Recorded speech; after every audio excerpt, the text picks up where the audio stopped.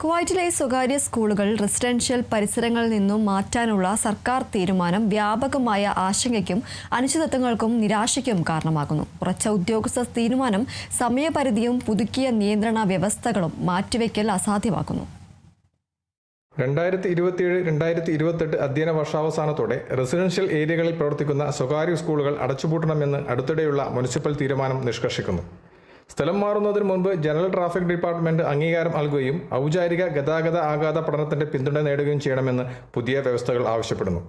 വിശാലമായ നഗര ആസൂത്രണ പരിഷ്കാരങ്ങളുമായി പൊരുത്തപ്പെടുന്ന റെസിഡൻഷ്യൽ അയൽപക്ക ലക്ഷ്യങ്ങളിൽ സ്കൂളുകൾ മാറ്റിസ്ഥാപിക്കുന്നത് തിരക്ക് കുറയ്ക്കുകയും ശബ്ദം കുറയ്ക്കുകയും സുരക്ഷ മെച്ചപ്പെടുത്തുകയും ചെയ്യുമെന്ന് ഉദ്യോഗസ്ഥർ വാദിക്കുന്നു.